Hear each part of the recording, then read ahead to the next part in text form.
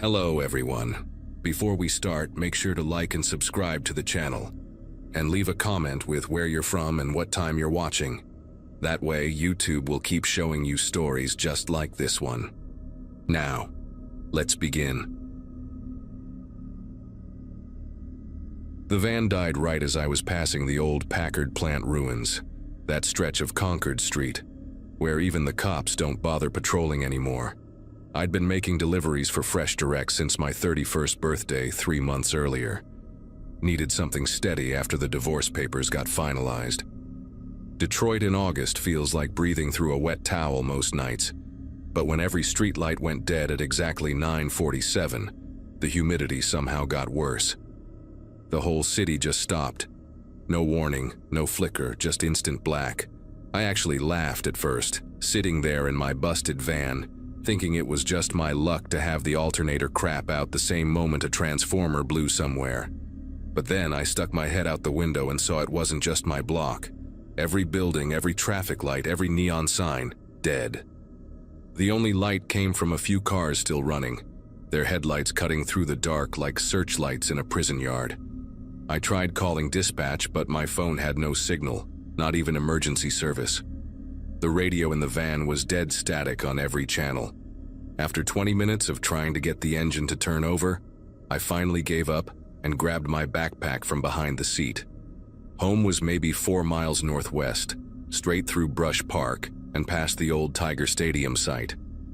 On a normal night, it would have been an annoying but doable walk. But standing there on that empty street with the Packard plant looming like some massive corpse behind me, I felt this weird pressure in my chest. The darkness wasn't just dark. It was thick, almost solid. Without the constant background hum of the city, every sound seemed amplified. My footsteps echoed off the abandoned buildings, each one bouncing back at me from different angles. That's when I heard it for the first time. An engine idling somewhere behind me, maybe 2 blocks back. No headlights, just the low rumble of a V8, patient and steady. I picked up my pace heading west on Hendry Street, telling myself it was just another driver lost in the blackout. But the engine followed, maintaining that same distance, never getting closer, but never falling behind. When I turned north onto Russell, the sound disappeared completely. For maybe 30 seconds, I thought I'd been paranoid over nothing. Then I saw it, a dark shape rolling through the intersection I'd just crossed, engine off, coasting silent. The car was using momentum to follow me without making noise. My mouth went dry as sand. Nobody does that unless they don't want you to know they're there. I started jogging, not quite running, but moving fast enough that my delivery uniform stuck to my back with sweat. The engine started up again, louder now, more aggressive.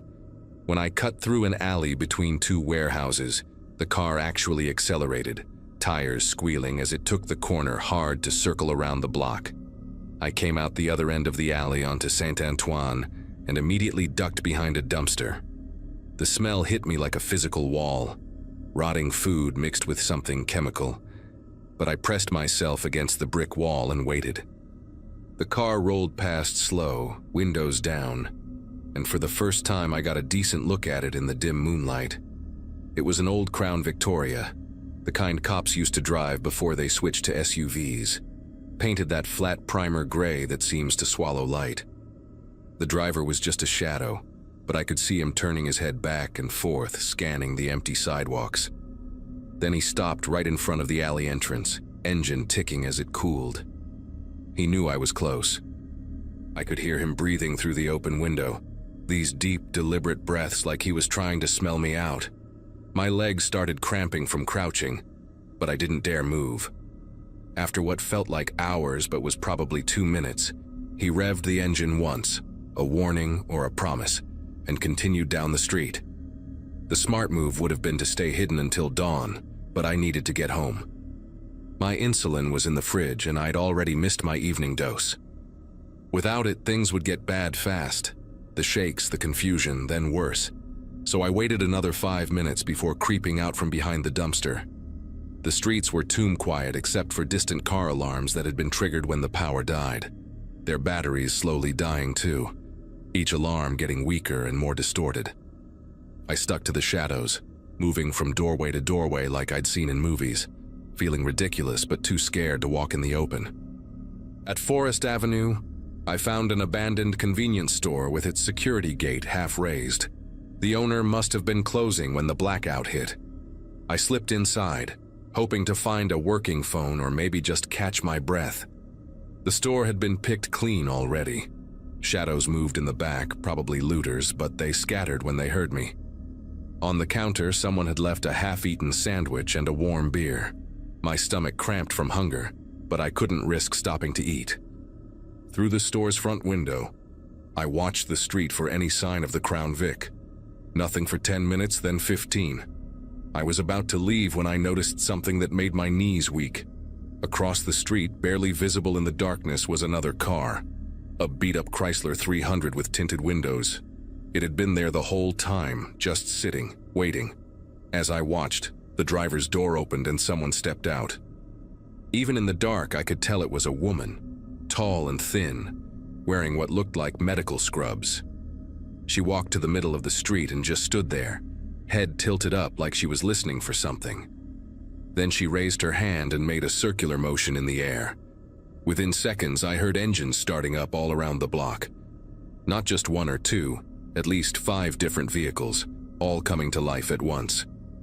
They'd been sitting dark this whole time, surrounding the store, waiting for her signal. The woman got back in her car and all the engines started moving, converging on the store from different directions. I bolted through the back exit into a loading dock area that stank of spoiled milk and diesel fuel. Behind the store was a chain-link fence topped with razor wire, but someone had cut a hole near the bottom months ago. I squeezed through, tearing my uniform shirt on the twisted metal, and found myself in the parking lot of an old body shop. Broken windshields crunched under my feet as I ran between the skeletal remains of stripped cars. Behind me, I heard car doors slamming and voices. Calm, organized voices giving directions like they were coordinating a search grid. These weren't random criminals taking advantage of the blackout. This was something else, something planned. I made it to Gratiot Avenue and had to make a choice. Take the main road where I could move faster, but be completely exposed, or stick to the side streets and risk getting cornered. That's when I saw it. The people mover track overhead, its rails disappearing into the darkness. The automated trains wouldn't be running without power, but the emergency walkways alongside the tracks would still be there. If I could get up there, no car could follow. The nearest station entrance was 3 blocks north at Cadillac Square. I ran flat out, no longer caring about noise, my work boots slapping against the pavement in a rhythm that seemed to echo forever in the dead city. Behind me, engines roared as the cars spread out, trying to cut off my escape routes. At Broadway, one of them, a black Escalade with a cracked windshield, came screaming around the corner, tires smoking. The driver tried to clip me, but I dove between 2 parked cars just as the SUV's mirror exploded against a parking meter. The impact spun the Escalade sideways, and it slammed into a storefront, glass cascading across the sidewalk like ice. But I could already hear another engine coming from the opposite direction. They were herding me, pushing me toward something. The Cadillac Square station loomed ahead, its entrance a black mouth in the side of the building. The electronic turnstiles were dead, frozen in the open position. I vaulted over them and took the stairs 3 at a time, my chest burning, legs starting to shake from the adrenaline and lack of insulin. The platform was pitch black except for the emergency exit signs running on battery backup, their green glow barely reaching past the yellow safety strip. I fumbled for my phone's flashlight, cursing when I remembered the battery had died. The maintenance walkway was behind a door marked "Authorized Personnel Only." The lock had been broken years ago, according to every Urban Explorer video I'd ever watched about Detroit. Sure enough, it swung open with a rusty shriek. The walkway was narrow, maybe 3 feet wide, with a rusted railing on one side and nothing but a 20-foot drop to the street on the other. Old cables and pipes ran along the wall, covered in decades of pigeon droppings and diesel exhaust residue. I started moving carefully along the track, testing each step on the metal grating. Below, I could hear the cars circling the station like sharks, engines revving. They knew where I'd gone. Flashlight beams suddenly blazed up from the street, sweeping across the underside of the track. They were getting out of their cars, looking for a way up. About 100 yards down the track, I heard something that stopped me cold. Footsteps on the metal walkway behind me, moving fast and confident like whoever it was knew exactly where they were going in the dark. I tried to speed up, but the grating was slick with oil and bird droppings. My foot slipped and I went down hard on one knee, the impact rattling the whole section of walkway. The footsteps behind me stopped, then started again, faster now. Up ahead, I could make out the next station platform in the dim green glow of its exit signs. But as I got closer, I saw shadows moving on the platform, at least 3 people waiting for me. They'd sent someone ahead to cut me off. The walkway curved around a support pillar, and for a moment I was hidden from both the platform and whoever was behind me. That's when I noticed it. A maintenance ladder bolted to the pillar, leading down to what looked like an old utility tunnel entrance. The rungs were thick with rust and bird mess, but it was either that or get trapped between 2 groups. I swung myself over the railing and started climbing down, trying not to think about the last time these bolts had been inspected. The ladder ended at a concrete ledge barely wide enough to stand on. The utility tunnel entrance was sealed with a steel grate, but the bottom corner had been pried open, probably by copper thieves. I squeezed through into absolute darkness that smelled like stagnant water and dead rats. Using the wall to guide myself, I moved deeper into the tunnel, my breathing loud in the confined space. After about 50 feet, the tunnel opened into a larger chamber, some kind of old switching station from when the people mover was built. Weak light filtered through ventilation grates in the ceiling, just enough to see the shapes of old electrical panels and rusted equipment. I heard voices echoing down the tunnel behind me, then the scrape of someone forcing themselves through the grate. But there was another sound too, water running somewhere close by. Following the sound, I found a drainage pipe, maybe 4 feet in diameter with a steady stream of water flowing through it. The pipe led toward what I hoped was the river. It would be nasty, probably full of sewage overflow, but it might get me out of this trap. I was about to climb in when my vision started to blur. The lack of insulin was catching up fast. My hands were trembling now, not from fear but from my blood sugar crashing. The drainage pipe was my only option. I dropped into the lukewarm water that came up to my knees, gagging at the smell of sewage and chemicals. Moving bent over in the pipe made my back scream, but I pushed forward, one hand on the slimy wall for balance. Behind me, I heard splashing. They'd found the pipe and were following. The water got deeper as the pipe angled down, rising to my waist, then my chest. Just when I thought I'd have to turn back or drown, I saw light ahead, real light, not the green glow of exit signs. The pipe opened onto a concrete canal that I recognized as the DeQuindra Cut, the old rail line converted to a greenway. I pulled myself out, soaked and reeking, my whole body shaking now from the blood sugar crash. I needed to get home, get insulin, or I'd pass out soon. But standing at the edge of the canal, flashlights cutting through the darkness behind them, were 2 more of them. A heavy-set man in a security guard uniform and a younger guy wearing a FedEx shirt. They'd been waiting here the whole time, knowing exactly where the pipe led. The security guard spoke into a radio. "We got him at the cut. Bring the van." That's when I understood. They weren't trying to catch me. They were wearing me down, exhausting me, waiting for me to collapse on my own. The FedEx guy started walking toward me, hands up like he was trying to calm a spooked animal. "Just relax, man. You're gonna pass out in about 5 minutes anyway. We've been watching you for weeks. We know about your condition, your insulin schedule, everything. Should have taken your evening dose at 8, right? It's almost midnight now." My legs gave out and I dropped to my knees on the concrete. Through my blurred vision, I saw the woman in scrubs walking down the embankment carrying a medical bag. She knelt beside me and I felt the sharp prick of a needle in my arm. Not insulin. Something that made my muscles go slack immediately. As she worked, she spoke in this conversational tone like we were old friends. "You delivered to the wrong house 3 weeks ago. Remember that package for Riverside Drive? The one you left at the blue house instead of the gray one. Our client was very unhappy about that delay. The package contained something time-sensitive, something that degraded because of your mistake. She pulled out another syringe, this one filled with clear liquid. This is insulin. We're not monsters. But our client wants you to understand that mistakes have consequences, that someone is always watching, always keeping track. I woke up in my apartment 2 days later, according to my phone. My insulin kit was sitting on the kitchen counter with a note. Next time, double-check the address. The power was back on, the city humming with its usual noise. I called the police, but what was I going to tell them? That a group of people in regular clothes hunted me through the city during a blackout because of a misdelivered package? They found no evidence. The cars, the people, even the woman in scrubs were ghosts. Fresh Direct said I never showed up for my shift that night, that I'd called in sick. The security footage from every camera along my route showed nothing but darkness from the blackout. I quit the job that day, moved in with my sister in Grand Rapids the next week. Sometimes I Google that address on Riverside Drive, trying to figure out what could have been in that package, what could have been worth all that.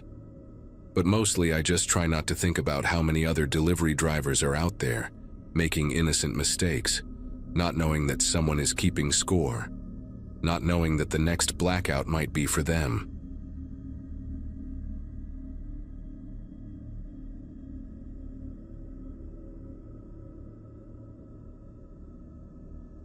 The heat in Arlington that July was suffocating, the kind that makes your clothes stick to your skin the second you step outside. I'd just gotten home from my shift at the hospital, 12 hours in the ER dealing with heat stroke cases and dehydration. All I wanted was a cold shower and to collapse in front of the AC with leftover Chinese takeout. My daughter Kayla was spending the week with her dad in Houston, so I had the whole house to myself for once. The divorce papers had my birth year right there in black and white, 1987, and somehow seeing it made everything feel more final. I remember thinking how quiet the neighborhood was that evening, everyone probably hiding inside from the heat. Our street, Willow Creek Drive, usually had kids playing until dark, but that day even they'd given up. I kicked off my scrubs in the laundry room and was heading upstairs when everything went dark. At first I thought maybe I'd blown a fuse running too many things at once. The AC was cranked, I had the washing machine going, the TV was still on. But when I looked out the window, the entire street was pitch black. Not a single porch light, no glow from anyone's windows, nothing. The power outages had been happening more frequently that summer with everyone maxing out the grid, but this was the first time it hit our neighborhood. I fumbled for my phone, grateful for the small bit of light from the screen. It was only 7:30, still technically daylight, but the house felt cave dark with all the blinds closed against the heat. I texted my friend Melissa, who lived 2 streets over, to see if her power was out too, but the message wouldn't send, no signal. That should have been my first real warning, but I just figured the cell towers were overloaded with everyone trying to report the outage. I made my way to the kitchen, using my phone flashlight to find the drawer where I kept candles and matches, thinking this would just be a minor inconvenience. I was lighting the 3rd candle when I heard it. 3 sharp knocks at the front door. Not the friendly rat-a-tat-tat my neighbors usually did, but 3 deliberate, spaced-out pounds that seemed to echo through the silent house. I nearly dropped the match. Who would be going door to door in this heat, especially with the power out? I waited, holding my breath, the match burning down toward my fingers until I had to blow it out. Then came the voice, muffled through the door but clearly male. "Power company, ma'am. Need to check your meter, make sure there's no damage to the lines." His accent was hard to place, not quite local, but trying to sound like it. The way he said ma'am dragged out too long, like he was tasting the word. I set the matches down quietly and crept toward the front door, avoiding the squeaky floorboard near the stairs that Kayla always stepped on when she snuck down for midnight snacks. Through the peephole, I could barely make out a figure in the dying daylight, tall, wearing what looked like a uniform, but no utility truck in the driveway. Just a beat-up sedan parked across the street that I'd never seen before. He knocked again, harder this time, and I watched his head turn slowly, scanning the windows like he was trying to see inside. "I know you're in there," he called out, and my chest tightened. "Saw you come home earlier. Just need 5 minutes to check the meter box. Make sure your breaker didn't cause the outage." That's when it hit me. How could the power company already know about an outage that happened maybe 10 minutes ago? How could they have sent someone this fast? And meters are outside anyway. He didn't need me to open the door for that. I backed away from the door, my bare feet silent on the hardwood, when I heard something that made every muscle in my body go rigid. From the kitchen, coming from the back of the house, there was the softest click, the sound my back door made when the handle turned. My mind went into overdrive, processing what this meant. The back door had been locked. I always locked it, especially since the divorce, especially when Kayla wasn't home. But there it was, that distinctive click of the latch releasing. Then silence. Whoever was back there was being careful, moving slow. The man at the front door knocked again, louder, more aggressive. "Ma'am, this is urgent. We've had reports of electrical fires in the neighborhood. I need to ensure your safety." His voice had changed, lost its fake friendly tone. Now it sounded irritated, impatient. I could hear him trying the door handle, rattling it. Thank God I'd locked it out of habit. My phone showed 15% battery. I'd forgotten to charge it at work. No signal, no way to call 911. The candles I'd lit in the kitchen were casting dancing shadows on the walls, and I realized they were basically advertising exactly where I was in the house. The smart thing would have been to blow out the candles, but that would mean going back toward the kitchen, toward whoever had just come through my back door. Instead, I moved toward the stairs, placing each foot with the careful precision I'd learned from years of checking on Kayla without waking her. The third step creaked. It always did. But I shifted my weight to the edge where the wood met the wall. From downstairs, I heard the back door close with a gentle thud, so quiet I might have missed it if I hadn't been straining to hear every sound. Then footsteps, slow and measured, moving through my kitchen. Not the heavy boots you'd expect from a utility worker, but something softer, like sneakers.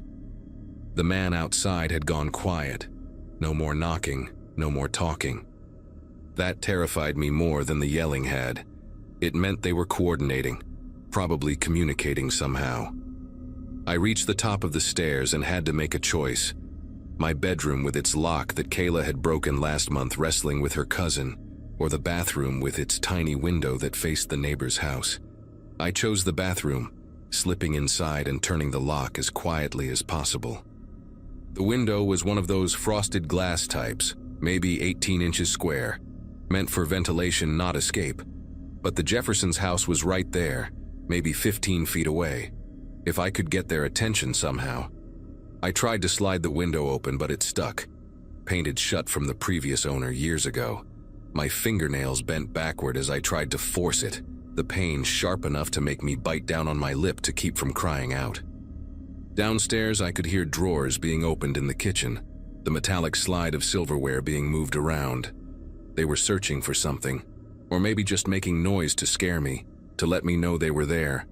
Then I heard the stairs creak, that third step, the one I'd just carefully avoided. But whoever was coming up didn't know the trick, didn't know to step on the edge. The sound was loud in the quiet house, and it was followed by a pause, like they were listening for my reaction. I grabbed the toilet tank lid, the porcelain heavy and solid in my hands. It was the only weapon I could think of. My phone screen had gone dark to save battery, and I didn't dare turn it back on. The light might show under the door. Another step creaked, then another. Slow, methodical, taking their time. They knew I was trapped up here. Then, from right outside the bathroom door, I heard breathing. Not heavy or labored, just calm, patient breathing, like someone standing perfectly still and listening. My own breath caught in my throat, and I pressed my back against the far wall, holding the tank lid across my chest like a shield. The doorknob turned slightly, testing. The lock held, but these interior doors weren't meant for security. Hollow core, the kind you could probably put your fist through if you really wanted. "Found her," a voice said, different from the one at the front door. This one was younger, almost excited like this was some kind of game. Second floor bathroom. He was talking to someone, maybe on a radio or phone, which meant their signals were working just fine. The handle stopped turning, and for a moment there was silence. Then I heard him walk away, his footsteps heading toward my bedroom. I could hear him opening drawers, throwing things around. Looking for valuables? Or just trying to make me think he'd moved on? Heavy footsteps came up the stairs now, the first man from the front door. "Jewelry's in the bedroom usually," he said, his voice carrying clearly through the thin walls. "Check the closet, top shelf. That's where they always hide the good stuff." They were talking like I wasn't even there, like I was already dealt with.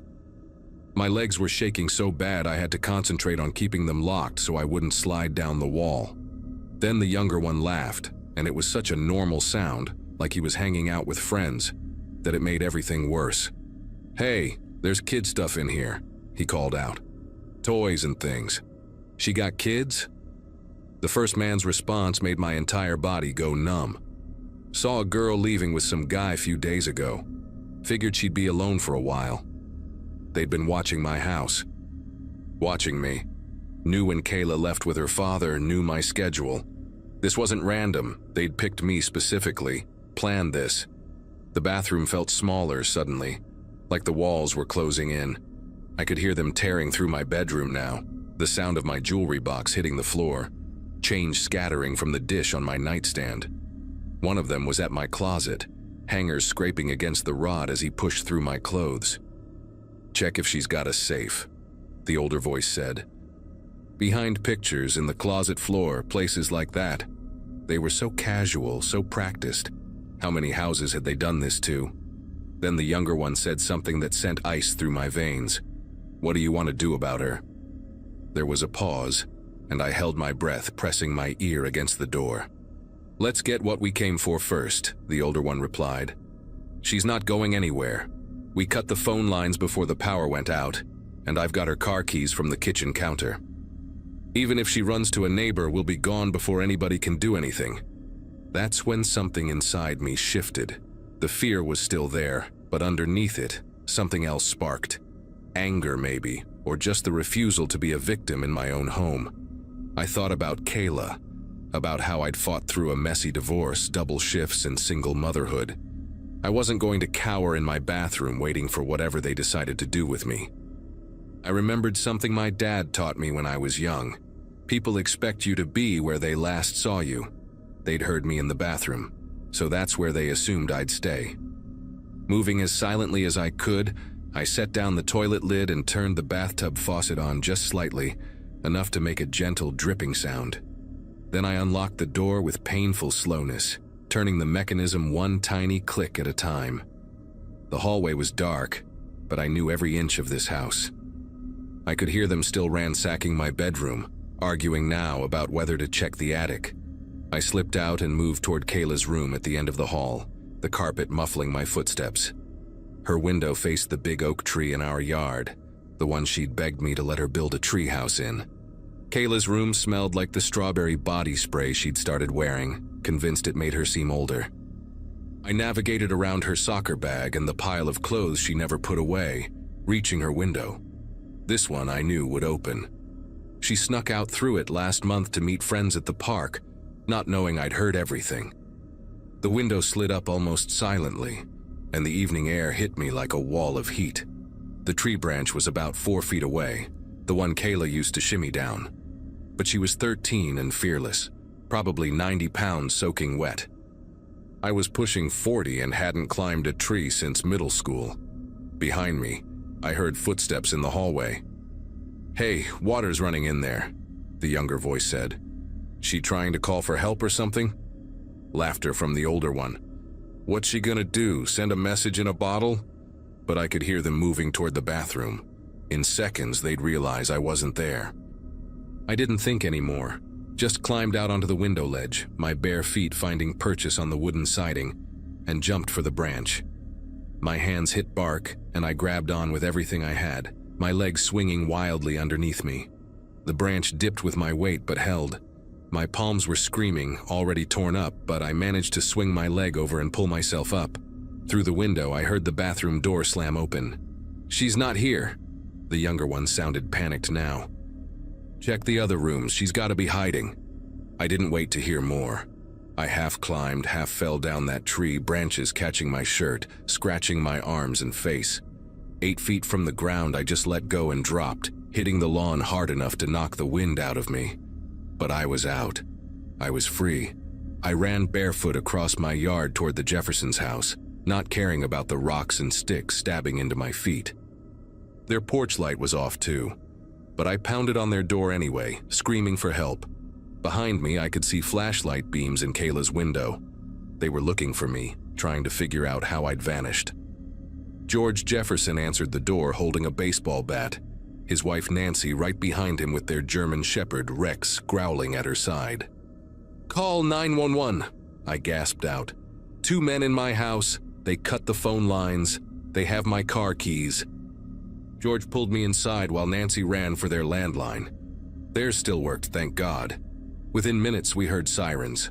The 2 men must have heard them too because George saw them sprint out my back door and take off in that beat-up sedan. The cops caught them 3 blocks away, pulled over for running a stop sign. My grandmother's jewelry and my laptop still in their back seat. Turned out they were brothers from Oklahoma, who'd been hitting suburbs across Texas for months, studying routines, waiting for people to be alone. The older one had done time before for home invasion. The younger one was barely 19. They'd been using signal jammers to block cell towers in targeted areas, making it look like power outage complications. The police said I was lucky. Most of their victims had been too scared to move, just hid until they left. But they also told me something that still gives me nightmares. They found rope and zip ties in the trunk of their car. Whatever they'd been planning to do after robbing me, I don't want to know. Kayla came home the next day, and I held her so tight she complained she couldn't breathe. We stayed with the Jeffersons for a week while I had new locks installed, a security system put in, motion lights everywhere. Even now, 6 months later, I still check every window twice before bed, and I keep a phone charger in every room. But mostly, I'm just grateful I trusted that instinct that told me to run, to fight, to not be the victim they expected me to be.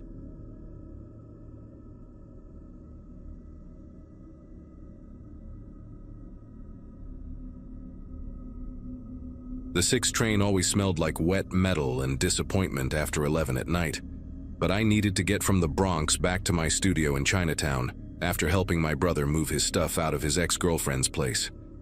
Jamie had just turned 41, 3 years older than me, and watching him load boxes into that U-Haul with tears streaming down his face made me want to punch something. The platform at Hunts Point Avenue Station was nearly empty when I got there around midnight. Just me, a nurse still in scrubs checking her phone, and 2 drunk guys in Yankees jerseys arguing about batting averages. When the train finally screeched to a stop, I grabbed a seat in the middle car and tried not to think about how my own relationship was heading the same direction as Jamie's. The car was surprisingly crowded for a Monday night. Maybe 30 people scattered across the orange plastic seats, most of them staring at their phones or sleeping against the windows.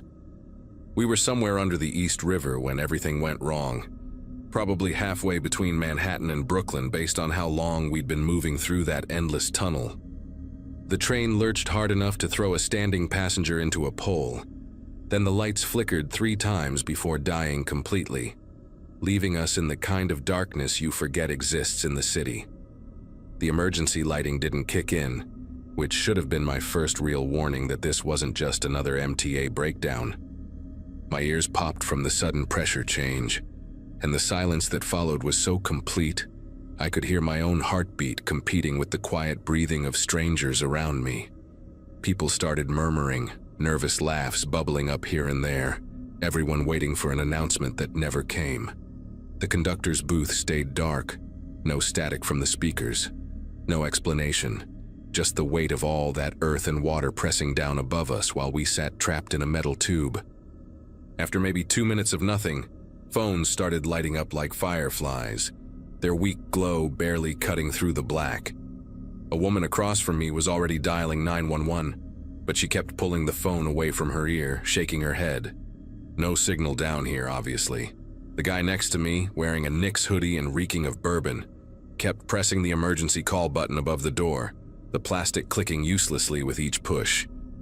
That's when someone at the far end of our car stood up and started walking toward the door that connected to the last car, their phone flashlight sweeping back and forth across the floor. I heard them try the handle, metal scraping against metal, and then their voice cut through the darkness high and thin like they were trying not to scream. "There's something on the window," they said, and every conversation in our car stopped at once. Jesus Christ, I think it's blood.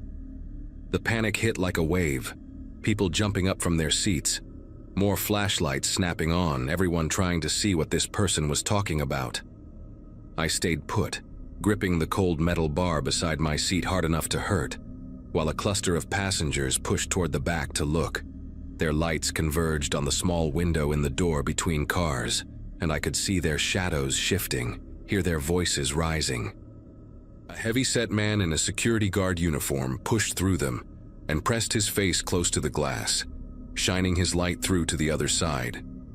He stumbled backward so fast he knocked two people over, and the way his face looked in the phone lights, eyes wide, mouth working without making sounds, made my chest tighten. "The last car," he finally managed to say, his voice cracking like a teenager's. "There's nobody in the last car, but there's blood everywhere. On the seats, the floor, the windows, like someone painted with it." Before anyone could process what that meant, we heard it.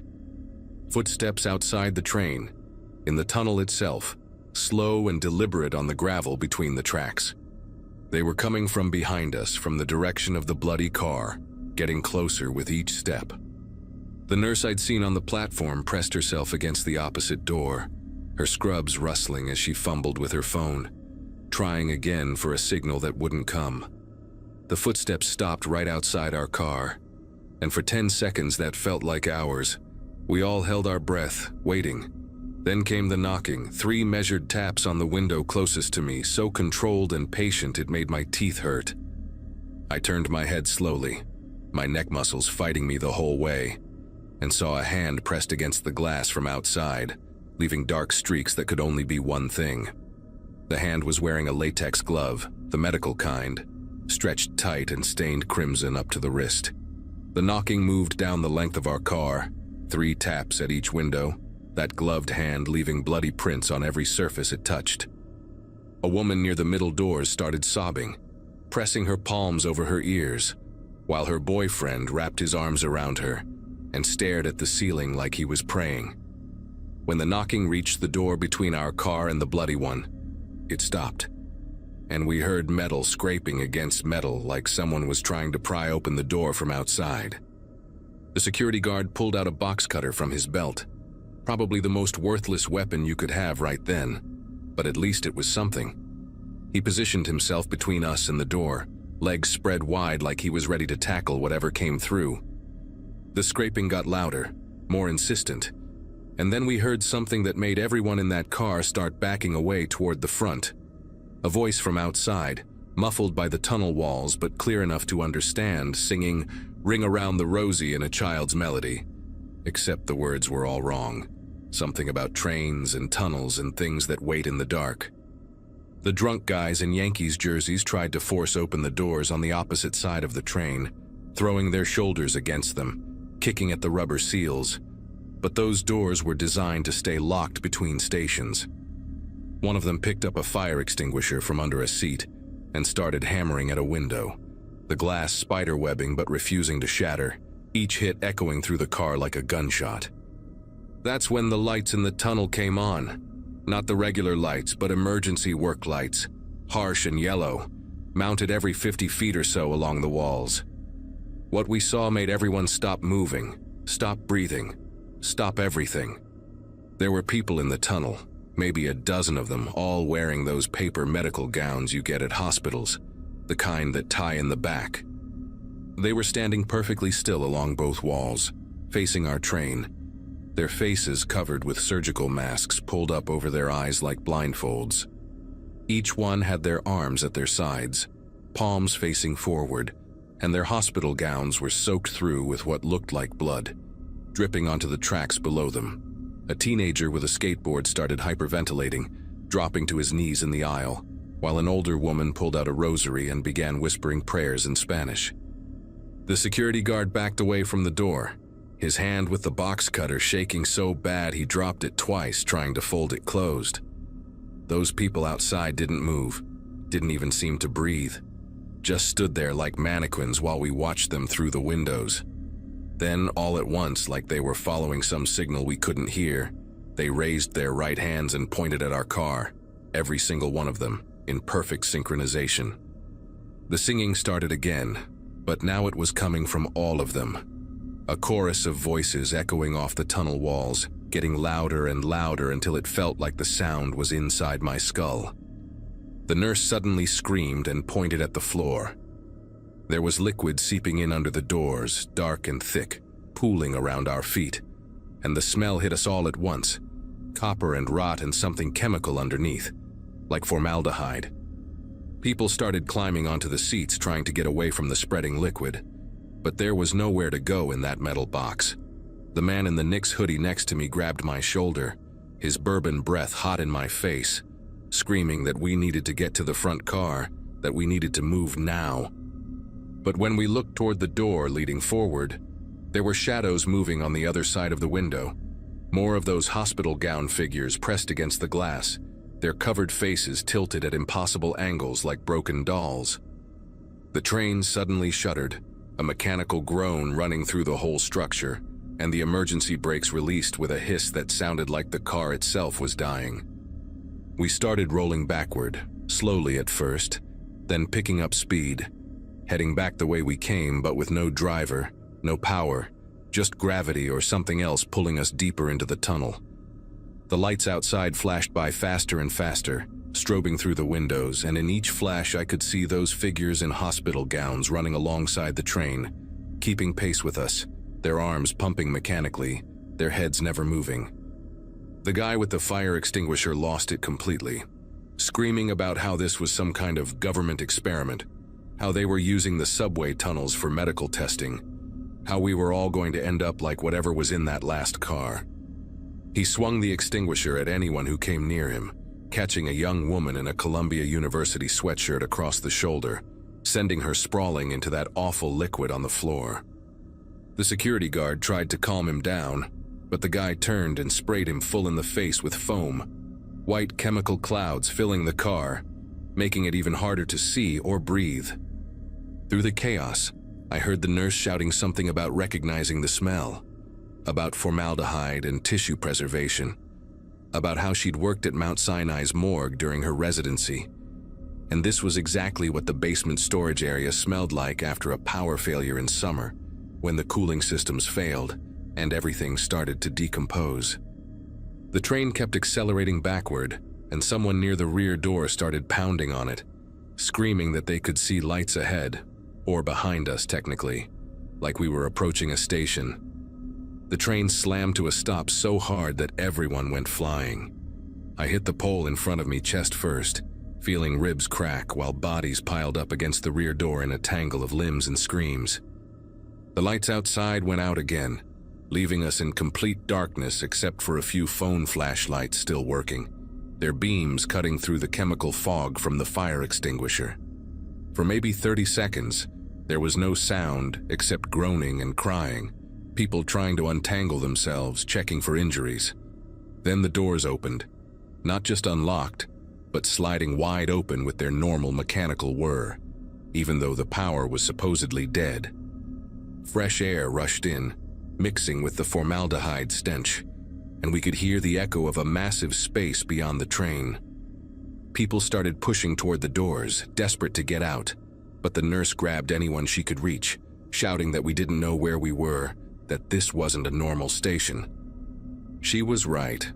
When I finally made it to a door and looked out, we were in some kind of underground warehouse, concrete walls stretching up into darkness, industrial lights hanging from chains, and rows upon rows of metal tables covered with white sheets. The sheets weren't flat.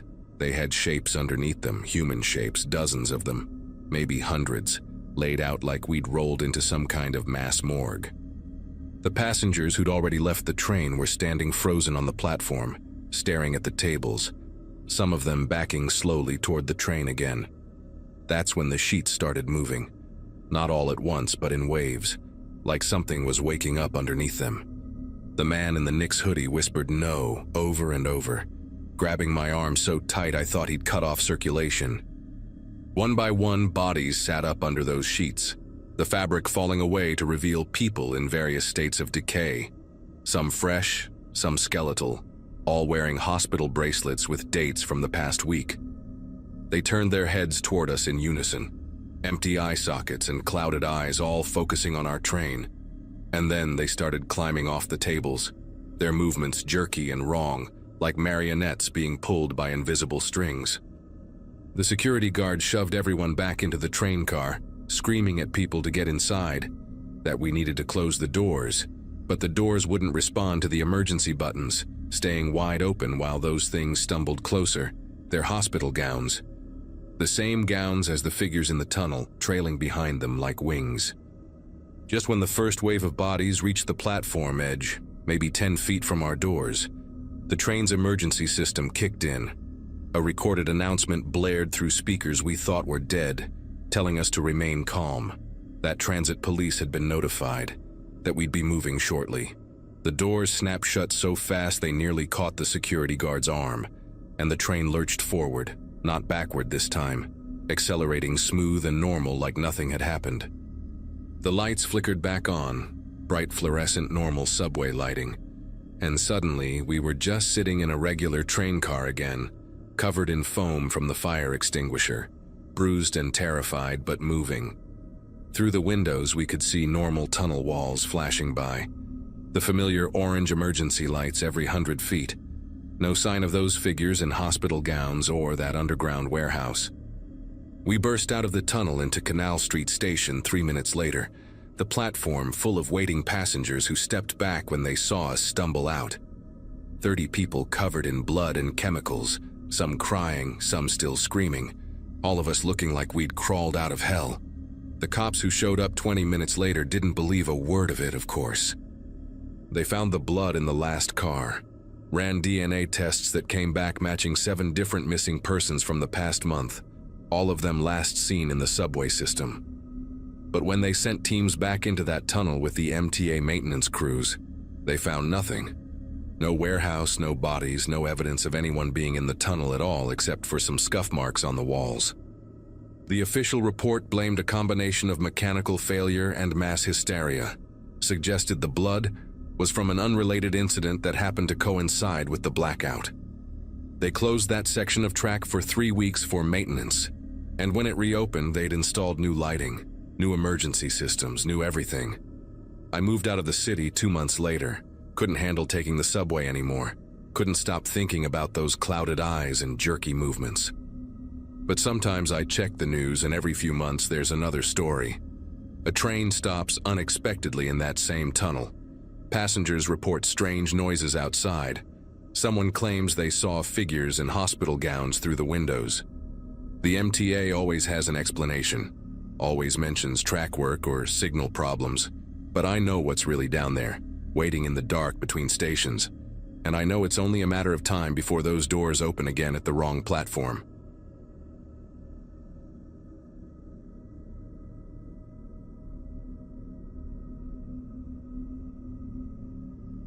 My 4th espresso was burning its way down my throat in the break room at Cedars Medical Center when I checked my phone. 6:13 in the morning, February something. Couldn't even remember the exact date anymore. 18 hours into what should have been a 14-hour shift, and my body had stopped belonging to me months ago. First-year surgical intern meant you became property of whoever was coding, crashing, or bleeding out on any given table. Yesterday's blood still decorated my scrubs because finding time for laundry between rounds was like finding a unicorn in the parking garage. Dr. Harrison liked to say interns ran on pure caffeine and stubbornness, and after 6 months of this grinding routine, my reflection in the bathroom mirror was starting to prove him right. By 7 that Monday morning, the ER was already chaos incarnate, with Harrison commanding the floor like a general watching his troops fall one by one. Those harsh fluorescent lights turned everyone into walking corpses, which pretty much described those of us who hadn't seen our own beds in 48 hours.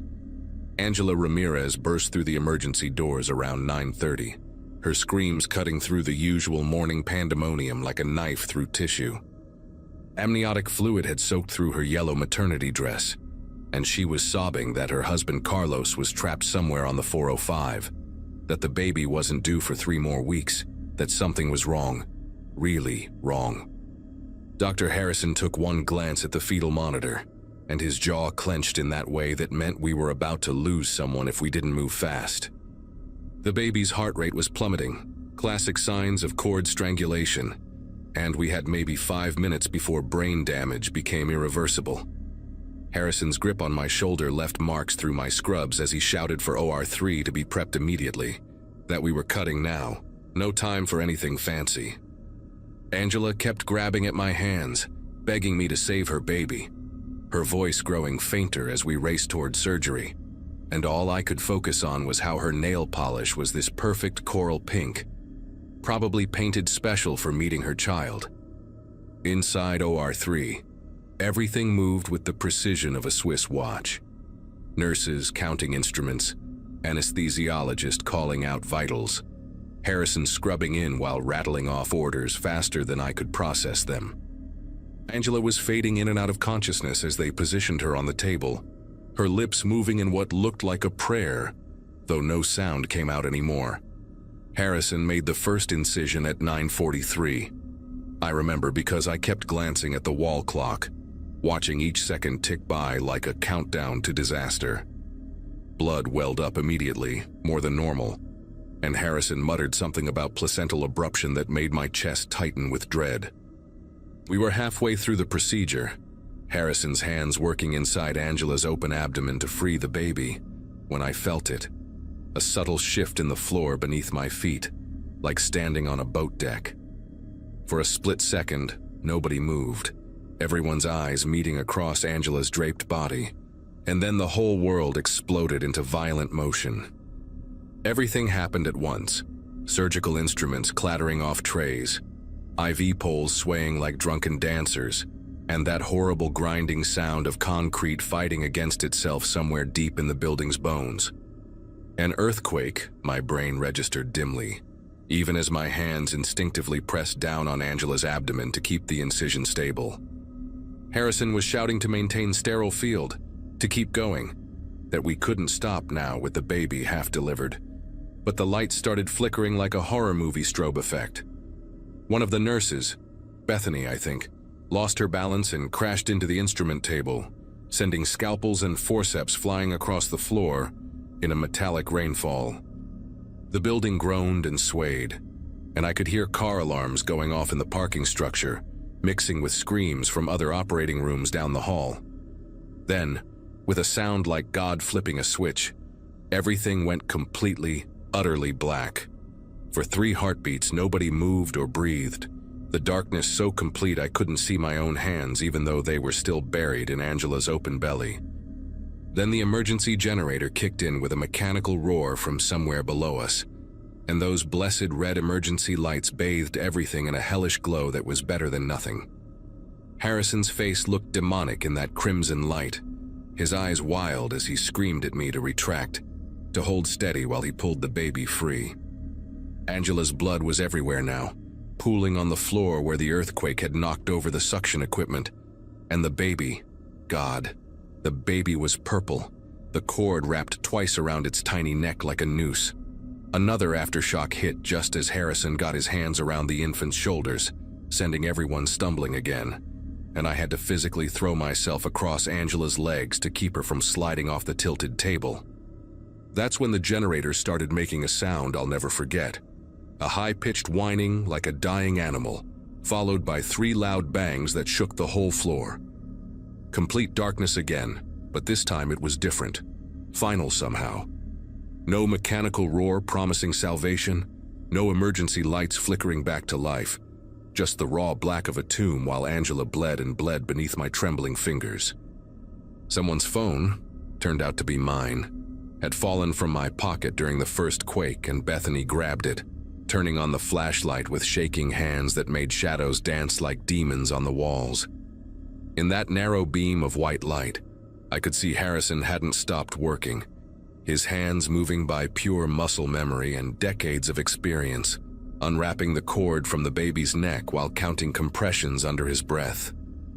Angela's pulse was getting weaker under my palm, her blood pressure dropping so fast the manual monitor couldn't keep up, and we all knew what that meant.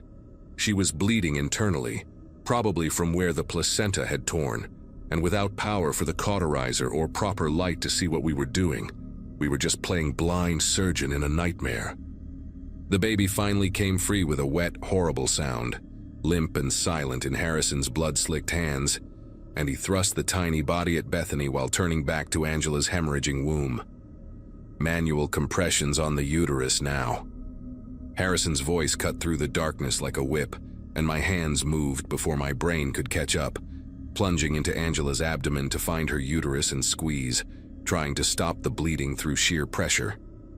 The phone's flashlight beam jumped wildly as Bethany tried to work on the baby one-handed, clearing airways, starting chest compressions with her thumb and index finger on that impossibly small chest. I could feel Angela's life pumping out between my fingers, warm and unstoppable, while Harrison packed gauze after gauze into the cavity, working by touch alone in the spaces where the light couldn't reach. Another aftershock rattled the building, weaker this time but still strong enough to send more equipment crashing, and somewhere in the distance, I could hear the fire alarm going off, adding its shriek to the symphony of chaos. The anesthesiologist, Kevin, his name finally came to me, was manually bagging Angela, counting out loud to keep rhythm while tears streamed down his face in the phone's harsh light. Then, cutting through all that noise and terror, came the most beautiful sound I've ever heard, a tiny, angry wail from the baby in Bethany's arms. She'd gotten the infant breathing, and that cry meant brain function, meant hope, meant at least one of them might make it out of this darkness alive.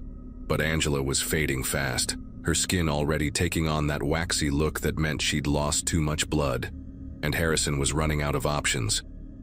"We need to get her to another OR somewhere with power," he said, but we all knew that was impossible. The hallways were pitch black, probably full of debris, and moving her would mean certain death. That's when I remembered something from my emergency training, something so basic it was almost stupid, but desperate times and all that. My car was in the parking structure, and I always kept jumper cables and a portable battery pack in the trunk. Not enough to power an OR, but maybe, just maybe, enough to run a single cauterizer for the 30 seconds we'd need to seal the worst bleeders. Harrison didn't hesitate, just nodded and kept packing while I explained my insane plan to Kevin, who was already pulling off his surgical gown to make the run with me. We left Bethany with the baby and Harrison keeping pressure on Angela's wounds, and we ran through those black corridors like our lives depended on it, which they didn't, but Angela's did. The emergency stairs were a death trap of fallen ceiling tiles and broken glass, and we had to feel our way down 9 flights in complete darkness, guided only by the backup light on Kevin's phone. The parking structure was worse, cars scattered at weird angles from the quake, some with alarms still blaring, others with windows shattered across the concrete. My little Ford was on level 3, thankfully still in one piece, and we tore open the trunk like maniacs, grabbing the battery pack, jumper cables, and anything else that looked useful. Kevin found a camping lantern I'd forgotten about, one of those LED things that could light up a whole room, and we grabbed that too before sprinting back through the maze of destruction. Getting back up took forever, or at least it felt that way, each second stretching like an hour while Angela bled out 9 floors above us. Kevin went ahead with the lantern, clearing a path through the debris, while I followed with the battery pack clutched against my chest like a newborn. We could hear people calling for help from behind locked doors, probably staff and patients trapped when the automatic locks engaged during the power failure. But we couldn't stop. Not now. When we finally burst back into OR3, the scene that greeted us was something from a war zone. Blood everywhere, Harrison working by the light of 3 phones now propped at different angles, Bethany doing her best to keep both the baby warm and assist Harrison simultaneously. Angela was still breathing, barely, but her blood pressure was almost non-existent, and Harrison's face told me everything I needed to know about her chances. We had maybe 2 minutes, probably less. Kevin and I rigged up the battery pack to the cauterizer in 45 seconds flat, our hands working on pure autopilot, while Harrison identified the 3 main bleeders by touch. The LED lantern lit up the OR like a stage, throwing our giant shadows on the walls as we worked, and for the first time since the power died, Harrison could actually see what he was doing. The cauterizer came to life with a buzz that sounded like angels singing, and Harrison went to work with the precision of a master craftsman, sealing off vessels while I maintained pressure and Kevin pushed unit after unit of O- into Angela's remaining IV line. Each sealed vessel meant less blood loss, meant her pressure starting to stabilize, meant hope creeping back into that room one careful burn at a time. Bethany had wrapped the baby in warming blankets from the crash cart, and its cries had gotten stronger, angrier, more insistent, the sound of life demanding attention. We worked in perfect synchronization, no words needed, just hands moving in a choreography born from training and desperation. By the time the battery pack died 17 minutes later, we'd done it. The major bleeding was controlled, Angela's vitals were stabilizing, and both mother and baby were alive. Real help arrived 20 minutes after that, firefighters with generators and emergency medical teams who'd finally cleared a path through the collapsed sections of the hospital.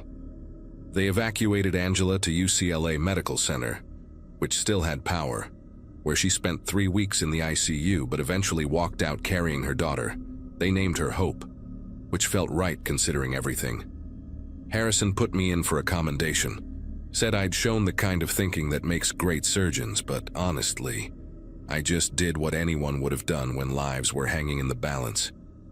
Sometimes I still dream about that darkness, about the warmth of Angela's blood between my fingers, about how close we came to losing them both.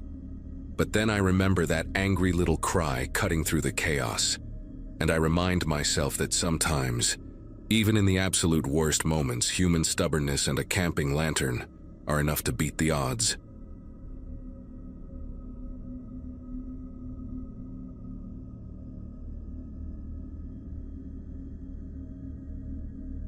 Sunday afternoon at Dauphine Street Clinic started like any other overtime shift, with me checking vitals and restocking supplies while rain tapped against the windows.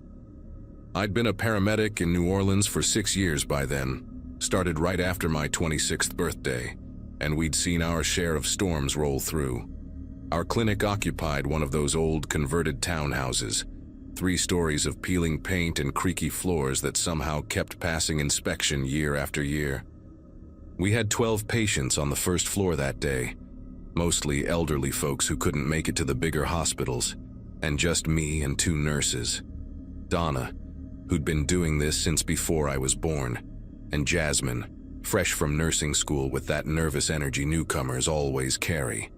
Weather reports kept changing every hour, first saying the storm would veer east, then west, then suddenly admitting they had no clue where this monster was heading.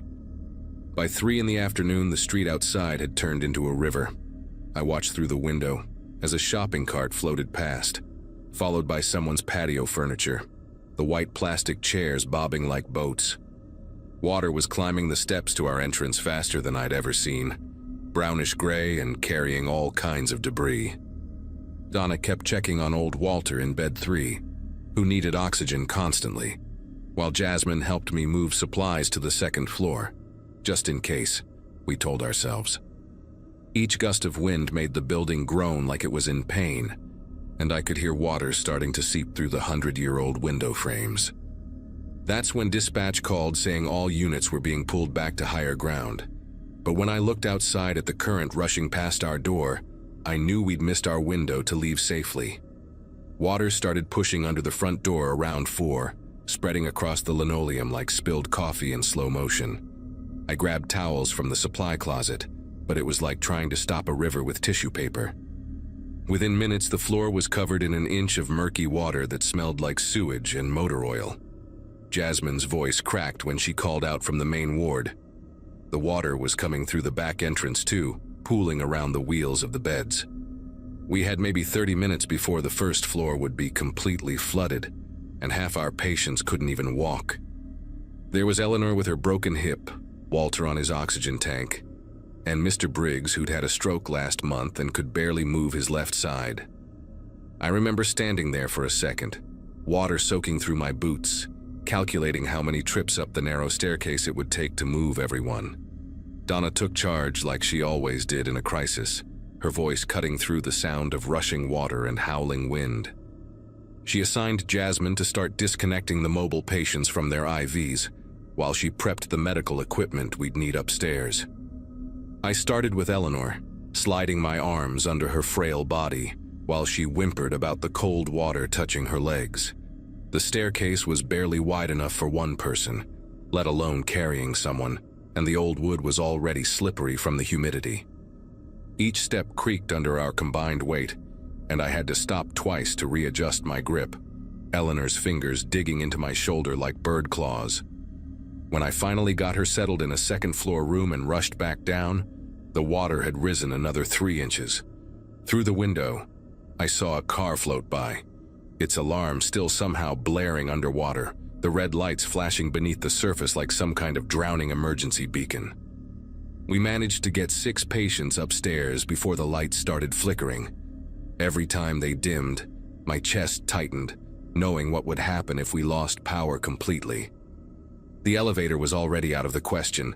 Nobody trusted that ancient cage in good weather, let alone during a flood. Jasmine and I tried to move Walter next, but his oxygen tank weighed almost as much as he did. We had to carry him in his wheelchair to the stairs. Then I held him up while Jasmine lugged the tank, step by agonizing step. His breathing was getting shallower, whistling through the tubes, and halfway up, he grabbed my arm and gasped that he couldn't breathe.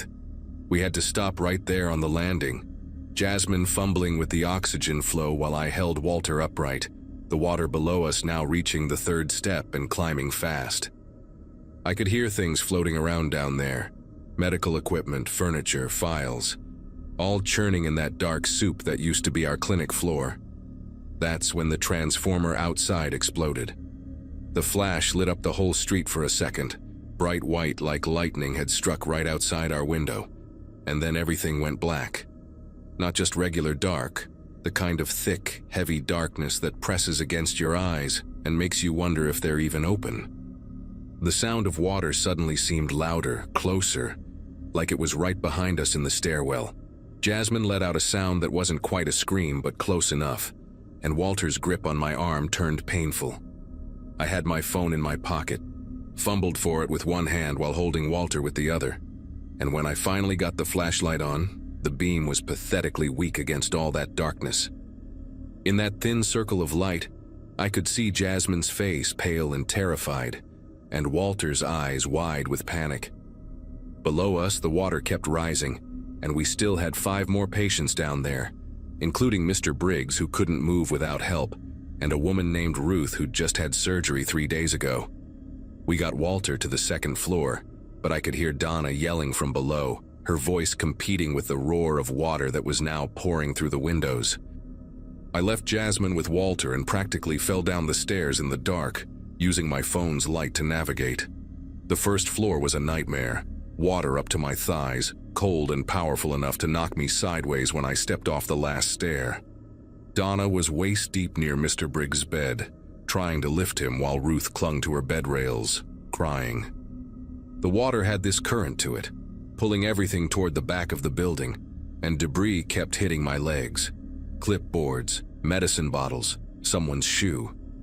I waded over to help Donna, and together we got Mr. Briggs sitting up, but he was dead weight on his left side.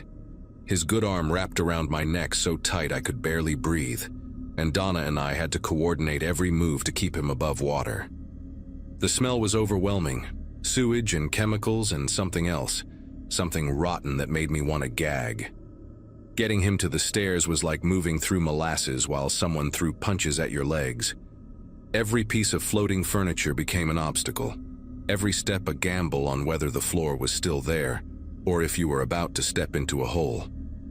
When we finally reached the staircase, I realized the horrible truth. We'd have to carry him up in complete darkness because I needed both hands to support his weight. I shoved my phone in my mouth, biting down on it to keep the light pointed forward, tasting the dirty water on the case. Donna went first, pulling Mr. Briggs' shoulders while I pushed from below, my back screaming with the effort. His body kept slipping, sliding back toward me, and twice I thought we were going to drop him. Behind us, I could hear Ruth still calling for help, her voice getting more desperate, and the sound of water climbing higher, swallowing more of our clinic with every passing second. After we got Mr. Briggs upstairs, I knew I had to go back for Ruth. But when I turned toward the stairs, Donna grabbed my arm with this grip that could have broken bone. Her face in the phone's light looked 20 years older than when the day started, and she was breathing hard, wheezing almost as bad as Walter had been. She told me the water was coming up too fast, that we needed to get everyone to the 3rd floor now because the 2nd floor wouldn't hold much longer. I could already hear it, water finding its way through the old building's bones, seeping through places we couldn't see.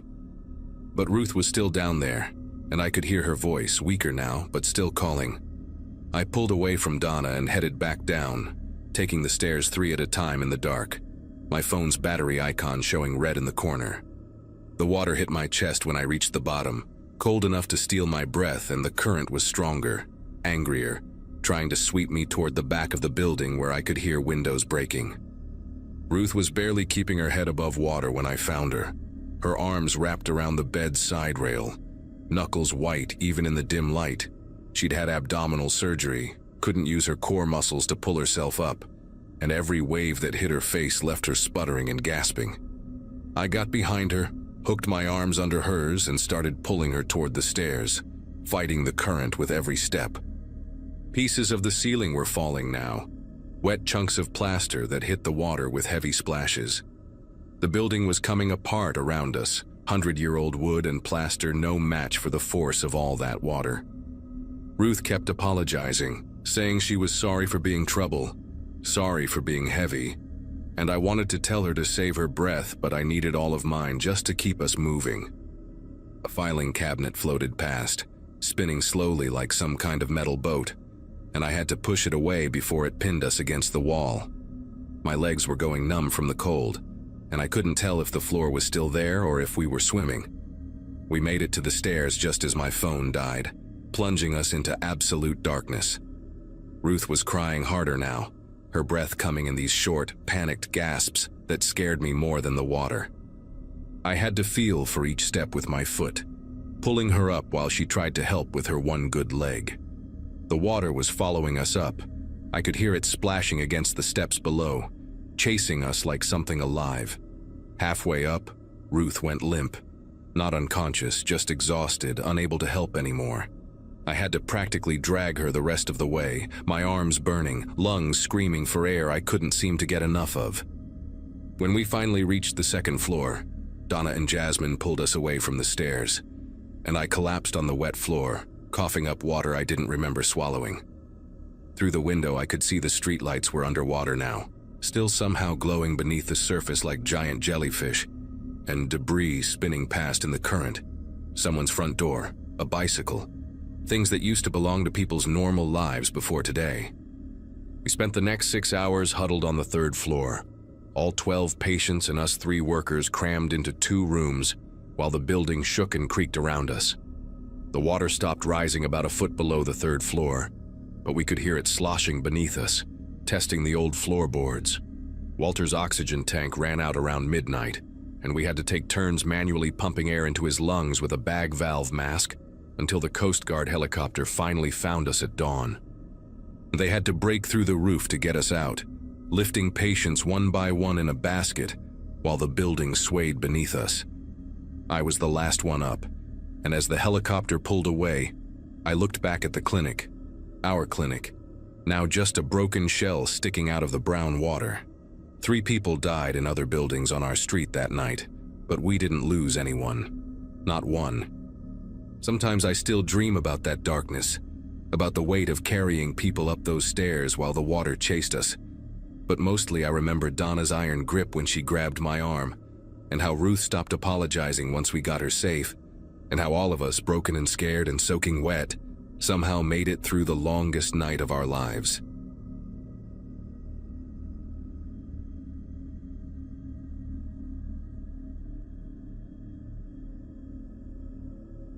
The power went out around 7 that evening, right when I was heating up leftover Chinese food from the place down on Vermont Avenue. Living alone for the first time at 31 wasn't exactly where I thought I'd be after the divorce, but the apartment on the 4th floor had become my sanctuary, my little corner where I could finally breathe again.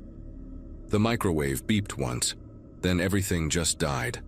The hum of the refrigerator, the air conditioning unit struggling against the September heat, even the faint buzz from the fluorescent light in the hallway outside. The building manager, Frank, had warned us about rolling blackouts with all the heat waves hitting the city lately. Said the grid couldn't handle everyone blasting their AC units at the same time.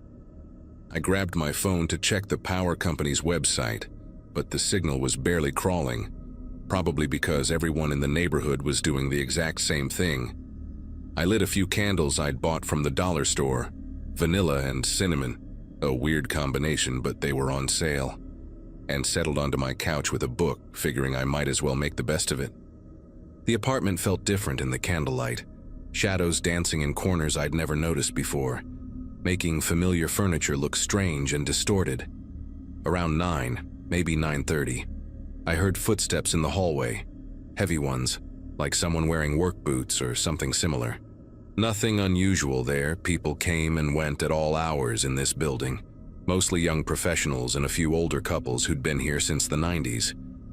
But then the footsteps stopped right outside my door, and I waited for the sound of keys jingling, a door opening, but nothing came. After maybe a minute, they continued up the stairs to the 5th floor, each step echoing in the silent building. The unit directly above mine, 5B, had been empty for 3 months after old Mr. Garrett moved to Phoenix to live with his daughter. That's when I heard it, a door closing upstairs followed by more footsteps. But these were different, softer, like someone trying not to make noise.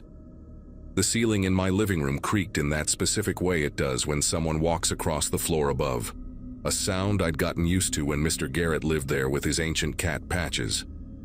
My first thought was maybe Frank was showing the apartment to someone, even though 9 at night seemed like a strange time for that. But then again, people in this city worked weird hours. I went back to my book, some thriller I'd grabbed from the library about a woman who finds out her neighbor is a serial killer. Probably not the best choice for a blackout, but I was already halfway through. The footsteps continued for maybe 10 minutes, pacing back and forth, and then came this rhythmic tapping, like someone dropping marbles one by one onto the hardwood floor. The sound was oddly specific: 5 taps, pause, 3 taps, pause, then 5 again, repeating over and over until I couldn't concentrate on reading anymore. I grabbed my phone to text Frank about someone being in 5B, but my battery was at 12% and still no signal. The tapping stopped abruptly, replaced by complete silence that somehow felt heavier than before. I stood there in my living room, holding my phone like it might suddenly spring to life with answers, when I heard what sounded like furniture being dragged across the floor upstairs. Not the casual rearranging kind of sound, but slow, deliberate scraping that made my teeth hurt. The candles flickered, probably from me walking past them too quickly, but in that moment it felt like the whole apartment was holding its breath. Then came the knock, not from upstairs but from my front door. 3 solid raps that made me jump hard enough to knock over my glass of water on the coffee table. I crept toward the door, avoiding the squeaky floorboard near the kitchen, and looked through the peephole, but the hallway was pitch black. Not even the emergency exit sign was working. "Who's there?" I called out, trying to keep my voice steady, but it came out thin and shaky. No response. I pressed my ear against the door, listening for breathing, movement, anything. But there was nothing except the sound of my own heartbeat thundering in my ears. My neighbor across the hall, Mrs. Gonzalez, usually kept her TV on until midnight, but tonight there was no muffled sound of game shows or telenovelas bleeding through the walls. The whole building felt abandoned, like everyone had evacuated except me. I backed away from the door, grabbed the biggest knife from my kitchen drawer, the one I'd bought for cutting watermelons but never actually used, and sat on my couch facing the entrance. 5 minutes passed, then 10, and I started to think maybe I'd imagined it, or it was just someone at the wrong apartment, confused in the darkness. That's when my phone finally gave up, the screen going black just as I was trying to dial 911, leaving me with no way to call for help. The footsteps upstairs started again, but now they were moving in circles, around and around, like someone was looking for something they'd dropped. I could track their path by the creaking, living room, bedroom, bathroom, kitchen, then back to the living room over and over in the same pattern. My candles were burning low, maybe an hour of light left if I was lucky, and I started calculating how long until sunrise, trying to remember if it was closer to 6 or 6:30 this time of year. Then I heard something that made every muscle in my body tense up. The sound of my doorknob turning, slowly, testing to see if it was locked. Thank God I'd gotten into the habit of deadbolting it after that creepy delivery guy incident last month. The knob turned back and forth a few more times, more aggressive now, and then stopped. I held that knife so tight my knuckles ached, staring at the door, waiting. The footsteps upstairs had stopped too, and for a moment everything was completely still, like the building itself was waiting to see what would happen next. A new sound broke the silence, faint knocking coming from above, not like someone at a door, but like knuckles against the floor, right above where I was sitting. 3 knocks, pause, 3 knocks, pause, directly over my head as if someone was lying on the floor up there, tapping down at me. I moved to the kitchen, and after a few seconds, the knocking followed, staying right above me. When I stepped into my bedroom, it followed there too, tracking my movements perfectly through the ceiling. My mind was racing, trying to make sense of it. Maybe someone had broken into 5B. Maybe they were on drugs or having some kind of episode. But how could they know exactly where I was in the dark? The knocking grew louder, more insistent, and then it hit me like ice water in my veins. Whoever was up there had been in my apartment before, knew the layout, knew which floorboards lined up with which rooms below. The realization made me want to throw up, and I had to lean against the wall to steady myself. I decided to make a run for it, grab my keys and get out, sleep in my car if I had to. Anything was better than staying here. But as I rushed toward the hallway where I'd left my purse, I heard something that stopped me cold. Footsteps inside my apartment, in my bedroom, even though I was standing in the living room. Not possible, I thought. I would have heard someone come in, but there it was, the unmistakable sound of my closet door sliding open, the one that always stuck and made that specific grinding noise. My bedroom was only 15 feet away, but it might as well have been a mile. The footsteps moved around in there, unhurried, like someone familiar with the space, opening drawers, moving things around. I stood frozen in my living room, that knife still in my hand but feeling completely useless, as I heard my jewelry box open. The one that played that tiny melody when you lifted the lid, a gift from my grandmother that I'd kept even though I never wore jewelry anymore.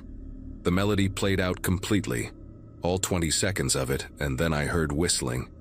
Someone in my bedroom was whistling along to the tune, getting every note perfect like they'd heard it 100 times before. My legs finally responded and I bolted for the front door, fumbling with the deadbolt in the dark, my fingers slippery with sweat. Behind me, the footsteps left my bedroom, moving down the hallway toward me, not running but walking steadily, confidently. The deadbolt finally turned and I yanked the door open, ready to scream for help. But standing in my doorway was Frank, holding a flashlight that wasn't turned on, wearing his usual maintenance uniform, but with something wrong about his expression. Too calm, too pleased. "Going somewhere?" he asked, and his voice had this strange quality to it, like he was trying not to laugh. Behind me, the footsteps from my bedroom had stopped, and when I glanced back, there was nobody there, just my empty hallway and the dying candlelight flickering from the living room. "Frank, someone's in my apartment," I whispered, my voice barely working. He tilted his head, that weird, almost smile still on his face, and took a step forward, forcing me to step back into my apartment. "Nobody's here but us," he said, pulling something from his pocket. A key ring with way too many keys, jangling them slowly. Checked all the units during the blackout, making sure everyone's safe. Found some interesting things in 5B though. Mr. Garrett left some furniture behind, had to move it around to check the windows. He stepped inside fully now, closing my door behind him with his foot. "Funny thing about these old buildings," he continued, walking past me into my living room like he owned the place. "The maintenance tunnels between floors. Most people don't even know they exist. Perfect for checking pipes, electrical work, moving between units without using the hallways." My brain was screaming at me to run, but he was between me and the door now, still jangling those keys, and I realized one of them was labeled 4D, my apartment. "Been checking on you for months," Frank said, sitting down on my couch like we were old friends catching up. "You know, after your divorce, living alone, thought you might need someone looking after you. That ex-husband of yours, real piece of work, calling here asking about you. Wanting to know if you had any male visitors. Told him you were doing just fine on your own." He picked up my book from the coffee table, flipping through it casually. "You should really vary your routine though. Chinese food every Friday, library every Saturday morning, grocery store Sunday afternoons. Makes it too easy for the wrong people to know when you're home." The knife was still in my hand, hidden behind my back, and I was calculating if I could make it to the bathroom, lock myself in, maybe break the window and scream for help. But Frank seemed to read my mind, standing up and positioning himself between me and the hallway. "The bathroom window's been painted shut since last winter, remember? You put in a maintenance request about it, but I never got around to fixing it. Lot of things in this building I never quite get around to fixing." Something in me snapped then. Maybe it was anger overtaking the fear or just pure survival instinct. But I brought that knife forward and pointed it at him. "Get out of my apartment right now or I'll scream so loud the whole building will hear." Frank actually laughed, a genuine amused sound that made my skin prickle. During a blackout? When half the building's empty because people went to stay with friends who have generators? Go ahead. But I did scream, loud and long, and to my surprise I heard doors opening in the hallway. Voices calling out, footsteps running. Frank's expression changed instantly, the smugness replaced with something like panic. Turns out Mrs. Gonzalez hadn't evacuated after all, and neither had the college kids from 4F. Within seconds there were people pounding on my door, asking if I was okay, threatening to call the cops. Frank tried to play it off, opening the door with his master key, telling everyone he was just checking on residents during the blackout. But Mrs. Gonzalez wasn't buying it. She pushed past him, grabbed my arm, and pulled me into the hallway, announcing loudly that I was staying with her tonight, and that somebody better call the police right now because Frank had no business being in a young woman's apartment at this hour. The police arrived within 20 minutes. Apparently, the college kids had managed to get through to 911 on their phone. When they searched Frank's apartment in the basement, they found a whole collection of things that made my stomach turn. A notebook with detailed schedules of female residents, copies of keys he wasn't supposed to have, and photos taken through apartment windows. The real kicker was when they checked the maintenance tunnels he'd mentioned. There were makeshift platforms between floors where he could access certain apartments through ventilation grates he'd modified. He'd been doing this for years, apparently, but most residents who'd complained about strange noises or things being moved had been dismissed as paranoid or had simply moved out. The police found my spare key in his pocket, the one I thought I'd lost at the laundromat 3 months ago. They also discovered he'd installed tiny holes in the ceiling of my apartment, barely visible, that lined up with the floor of 5B, which explained how he could track my movements so precisely from above. Frank was arrested that night, charged with stalking, breaking, and entering, and a bunch of other things my lawyer later explained to me.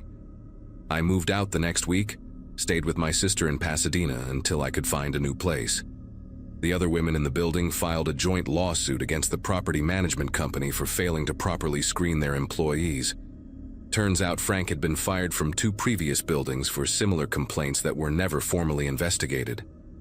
I still have trouble sleeping sometimes, especially during power outages, and I always check my ceilings for any unusual holes or marks. But Mrs. Gonzalez was right about one thing she told me that night while we waited for the police. Trust your instincts, mija. If something feels wrong, it probably is. I just wish I'd trusted mine sooner. These days I live in a building with multiple security cameras, electronic locks that track every entry, and most importantly, no maintenance tunnels between floors. And I never, ever ignore footsteps in the night.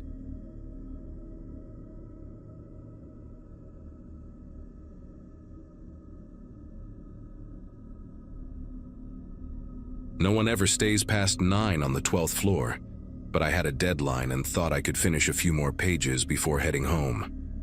The office was almost silent except for the hum of the old fluorescent lights and the occasional passing siren from the streets below. It was late autumn, the kind of night where the air outside looks sharp, the windows fog from the inside, and the city feels strangely hollow. My name's Claire, and at that time I was 26, working as a junior analyst for a small architectural firm tucked between 2 glass towers in downtown Chicago. The company wasn't glamorous, but I liked the rhythm. Late nights, empty hallways, the steady calm of a city that never truly sleeps. When the clock hit 9:47, I packed my bag and sent one last email before heading to the elevator. The building had that corporate stillness that always made me uneasy after hours. Even the air conditioning sounded unsure of itself. The elevator button glowed faintly when I pressed it, reflecting off the metal panel. I remember glancing at my phone, 11% battery, before stepping inside. It was one of those older elevators with a dull brass railing and a carpet that had seen better decades. The doors closed, sealing me in with the faint scent of old wiring and cleaning chemicals. The elevator jolted as it began to descend, a sluggish mechanical groan echoing through the shaft. I leaned against the wall, half thinking about ordering a ride-share home, half thinking about the eerie silence that had swallowed the building. Then it happened. Everything went black. The hum of the elevator died mid-motion. For a second, I thought it was a simple flicker, a surge maybe, but the silence that followed was absolute. No motion, no light. Just the faint echo of metal cooling around me. My phone's screen lit up when I unlocked it, the only blue glow in the suffocating dark. I tapped the emergency button. Nothing. No buzz, no click. I tried the call button next, but it was dead too. The air felt heavy, like the elevator itself was holding its breath. I checked my phone again, 8%. No signal. That was when I first heard it. A faint tapping sound echoing from below. So soft I almost convinced myself it was just the cables shifting. It came in intervals, spaced out evenly, like someone was testing a rhythm on the metal. I told myself it was the building settling, but each time I whispered hello, the tapping stopped, then started again, a little closer. I called out again, louder this time, but my voice felt like it got swallowed by the dark. The tapping stopped. The air around me thickened with silence, so complete that I could hear the faint ticking of my wristwatch. I held my phone up, trying to use the dim light to see the ceiling vent.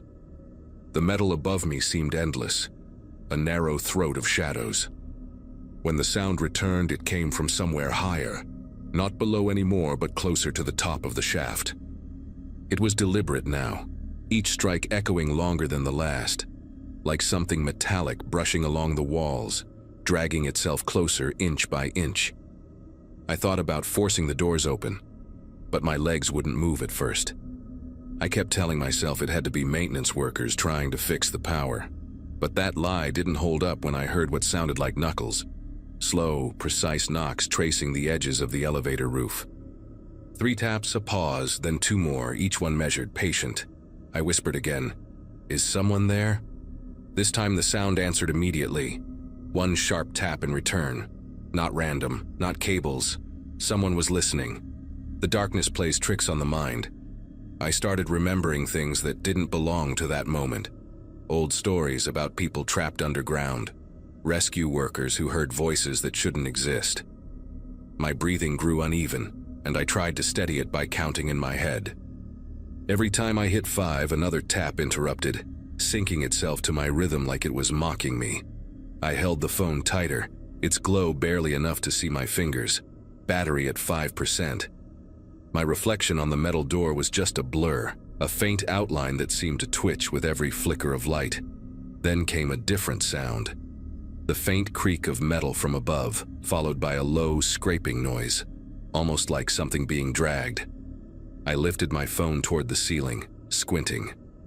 For half a second, I thought I saw movement behind the vent, something shifting in the slats, just enough to catch the light before disappearing. My throat went dry. I stepped back, pressed against the wall, and tried not to make a sound. The elevator gave a subtle shudder, like it was reacting to something heavy settling on top of it. The elevator lights blinked once, just enough to show the dust swirling in the air, then died again. I gripped the railing, listening. The sound above shifted, not just tapping now, but faint scraping, as if something metallic was tracing slow circles across the roof. I tried shouting for help again, and my own voice came back distorted, bouncing off the shaft in ways that made it sound like several people were whispering the same words back at me. I hit the emergency panel again, even though I knew it was useless. Each button gave a hollow click under my fingers, but nothing lit up. A thin draft pushed through the ceiling vent, cold enough to sting my face. It carried the faintest smell of burnt plastic and oil, like an engine overheating somewhere nearby. Then came another sound, short, clipped breaths, followed by a whisper that might have been my name. I didn't want to believe that. Maybe I was hearing the wind or the echo of the cables. I backed into the corner and watched the narrow vent above me, my phone light trembling across the edges. The air seemed to hum now, like a low vibration buried beneath the silence. When the elevator shook again, it wasn't random. It moved just once, a single deliberate drop of a few inches before halting. The cables groaned under the weight, and that sound from the roof, the dragging metal, stopped completely. For a moment, there was only stillness. Then, a single knock came from directly above my head, followed by another, slower one on the wall beside me. I pressed my ear against the cold surface and heard something slide downward, a noise so close it felt like it was tracing my outline through the steel. I yelled for anyone in the maintenance room, anyone in the building, even the security guard I'd seen earlier at the lobby desk. Nothing came back. The air felt warmer suddenly, as if the walls were breathing with me. My phone dimmed to 1%, and the blue light barely reached the corners of the elevator. The next sound wasn't tapping or scraping. It was a quiet laugh. Not loud or mocking, just a low, broken chuckle that stopped as soon as I lifted my head.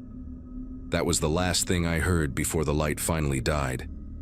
When the light vanished, I thought I'd gone deaf too.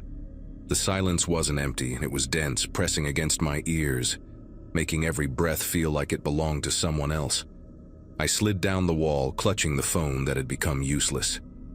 My heartbeat filled the space, fast and uneven. I waited for the tapping to return, for anything to break the stillness, but the dark stayed whole. Minutes, maybe hours passed like that. I had no way of knowing. The air tasted metallic, and I could hear faint pops from the elevator's wiring cooling off. Every sound became a question. Was it me or something else? When the elevator finally moved, it was so sudden I barely had time to react. It jerked once, then began descending again, slow but steady. The lights didn't come back, but I could feel motion, that subtle pull under my feet that made my stomach tighten. Somewhere far below, I could hear the faint hum of generators. I thought I was being rescued. I remember crying out, "Hello, can anyone hear me?" No answer. The tapping didn't return either. Only the mechanical groans of the shaft as the elevator crawled downward, stopping with a gentle bump. The doors slid open into complete darkness. No lobby lights, no emergency lamps, not even the glow of street lights through the glass. I stepped out carefully, hands brushing against the cold marble wall until I found the main hallway. The building was dead silent. My shoes clicked against the floor, echoing back at me, but something about the echo wasn't right.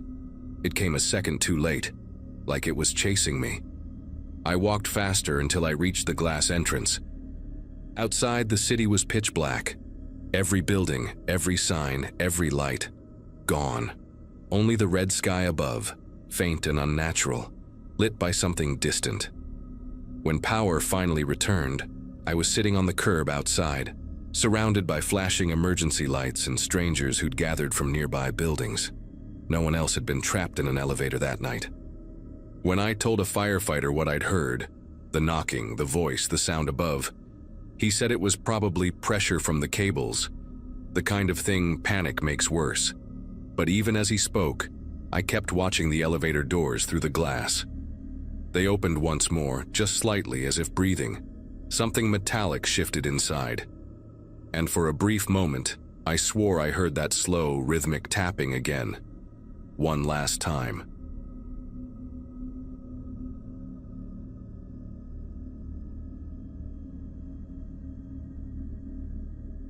The night the power grid failed across Florida, I had just started what should have been a calm 12-hour shift. My name's Aaron, and at that time I was the only nurse on duty in the ICU wing of a small coastal hospital. Most of the staff had gone home early because of the storm warnings. The air was thick and heavy, pressing against the windows like it wanted in. The lights flickered twice, and then the entire world outside the glass went dark.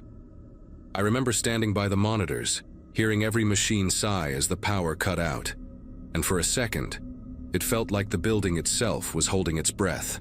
The generator kicked in after a few seconds, buzzing from somewhere deep in the lower floors. The relief that washed over me was short-lived. The hum sounded strained, almost sick. We had 3 patients on life support that night: an older man recovering from heart surgery, a woman in a coma after a car accident, and a teenage boy with severe asthma complications. Their lives hung on those machines, and suddenly, I became the only thing standing between them and silence. An hour passed before the temperature began to climb. Without full ventilation, the ICU started to feel like an oven. The walls seemed to radiate heat. I tried calling the emergency line, the maintenance team, anyone. Nothing. Every call ended in static. I told myself help was on the way, that power crews were out there fixing things. But then the generator coughed once, twice, and went quiet. The machines followed one after another, their beeps stretching into a flat, suffocating line. That silence was like gravity, thick and absolute. I could hear my own heartbeat, the shallow rasp of the old man's breathing, and something else. Faint but rhythmic. Footsteps. Slow, deliberate, echoing down the main corridor. I thought maybe it was security coming to check on me, but the sound stopped right outside the ICU doors. I waited for them to open. They never did. I stayed by the door for a long moment, waiting for whoever was out there to say something. Nothing came through the glass, no shadow, no whisper, just that faint echo dying away in the hallway. The backup lights in the ceiling were out, so I grabbed my small pen light and aimed it toward the corridor. The beam reached only a few feet before being swallowed by darkness. I told myself it could be the pipes expanding in the heat or a cart rolling on its own, but it did not sound mechanical. It sounded human, someone pacing just beyond the door, stopping when I moved. When I turned back to the patients, sweat had soaked through my scrubs. The temperature kept climbing, and the air felt thick enough to choke on. I went through the supply room and found 3 portable oxygen tanks, 2 nearly full, 1 less than half.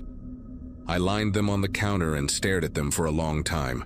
I had always trusted protocols, flowcharts, supervision, but there was none of that now.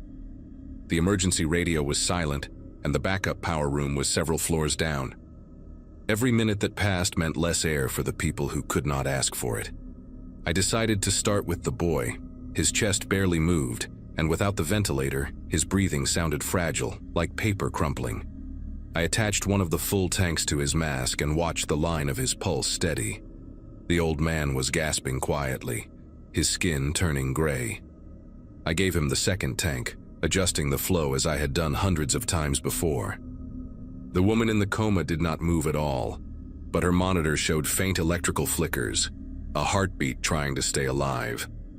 I stared at the last half-empty tank and felt my throat close up. Somewhere down the hallway, something metal clattered to the floor. It was distant but sharp, echoing through the hollow corridors. I stepped outside the ICU for a moment, shining the penlight down the empty stretch. The hospital had never felt so enormous. Wheelchairs, carts, and gurneys stood frozen in the dark, their shapes distorted by the faint red glow of emergency exit signs. The smell of antiseptic mixed with heat made me dizzy. Then, from the far end, came the slow scrape of a shoe on tile. Once, then again, deliberate, like someone dragging their feet toward me. The scraping stopped halfway down the hall, and the air seemed to thicken with every second that passed. I whispered a name, just a reflex asking if anyone was there, but only the hum of the emergency lights answered me. The idea of leaving the patients alone terrified me more than whatever might be walking those corridors. I stepped back inside and locked the ICU door, though I doubted the thin latch would stop much. The generator room came to mind again, but the thought of navigating that dark maze alone made my stomach knot. I sat between the beds, the small beam of my penlight trembling across the walls, waiting for a sound that would tell me what to do. Hours blurred together. The oxygen gauges kept falling, and I could not shake the thought that rescue crews might never come. I rotated the tanks as best I could, giving each patient bursts of air, counting the seconds under my breath. When I pressed my ear against the wall, I could hear the faint pulse of the storm outside. Rain, wind, and maybe distant sirens too far to matter. Then the footsteps came again, slower, heavier, as if whoever it was had learned the rhythm of my movements and matched them. When the boy's oxygen ran out, his pulse line began to flatten. I tried to ration what little was left from the half-empty tank, but it only delayed the inevitable. His last breath came out as a faint whistle, and then the silence returned, deeper this time, heavier. I do not remember crying. I remember only the sound of metal turning at the ICU handle. Someone was trying to get in. I shouted that the door was locked, that I was inside with patients, but there was no response. Just the sound of the handle twitching, slow, measured, like testing the strength of the lock. Then it stopped. By sunrise, the power returned with a jolt that made every machine scream back to life. The building flooded with blinding fluorescent light, and I realized I was sitting on the floor, clutching the empty oxygen tank. The boy was gone, the other two still alive. When the maintenance team finally reached the ICU, they told me no one else had been in the building that night. Every entrance was sealed, and security cameras had been down since the blackout began. I transferred to another hospital soon after, but every time the lights flicker now, I hear those footsteps again, slow, patient, and waiting.